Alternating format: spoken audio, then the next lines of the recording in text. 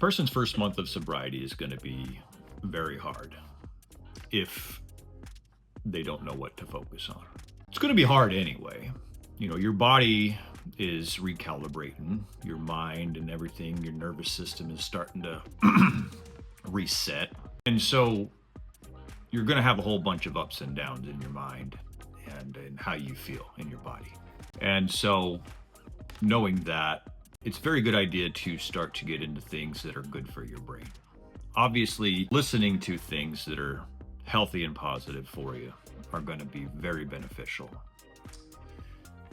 It doesn't just have to be things about sobriety. It's very important to soak up as much knowledge and stories and perspectives and everything about alcohol recovery, so that you have tools in your tool bag.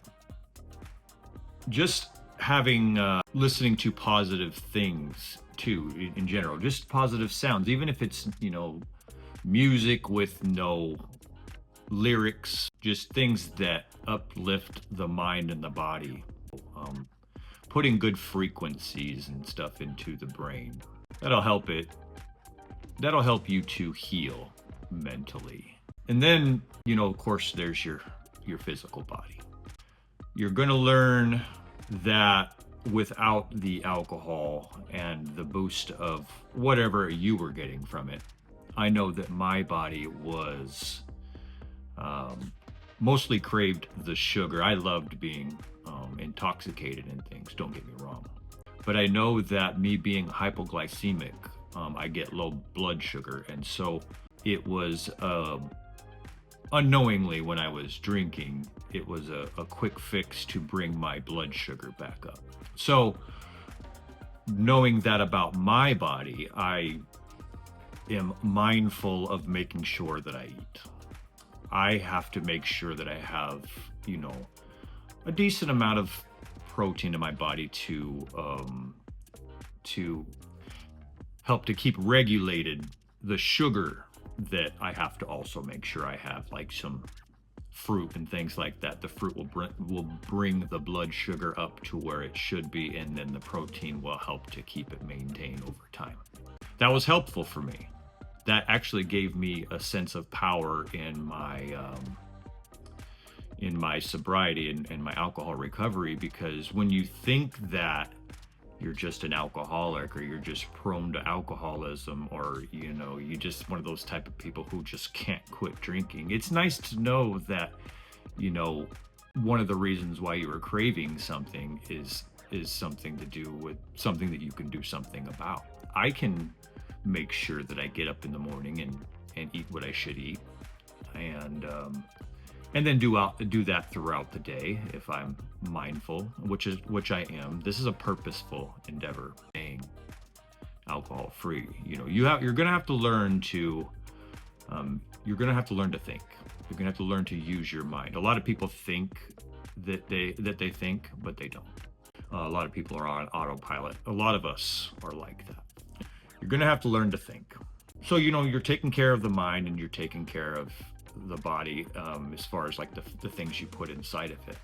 And then again, there's the energy that you need to burn off. And so that's why the physical activity is so important. That's why I started my other channel. It's called the Push-Ups Channel, Mr. West. That if this was going to stick, this staying alcohol free, that I was going to need to get physical. I have a ton of energy. I'm one of those type of people who also drank as a depressant, as something to slow me down.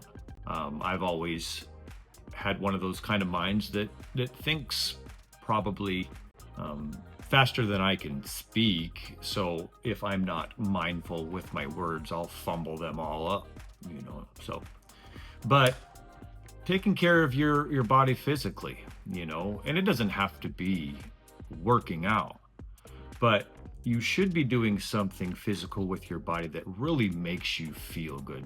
That's the thing, is we're trying to replace the feeling that alcohol used to give us.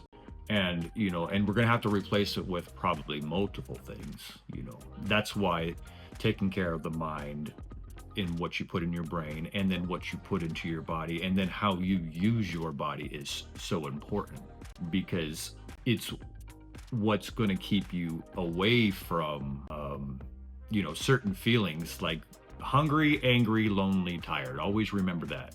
The acronym is HALT, HALT. Hungry, angry, lonely, or tired. These are the times when most of us are most vulnerable to our triggers, or wanting to pick up the alcohol or whatever it is that you might be trying to stay away from. So it's just, and then the last thing is putting this all together in a structure. And this is going to be super important, because this is what ties everything together to where this all works together. Remember, you're designing the life of the version of the person that you're becoming.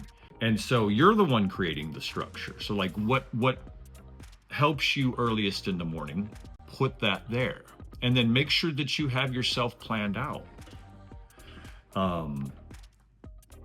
I know that sounds boring as far as planning it out. Do it anyways, okay? Because boring is better than regret, or, all the other bullshit that comes with not doing these things that we know we should do, not keeping our discipline. But yeah, that's about all I wanted to share with that. Your first month is going to be hard.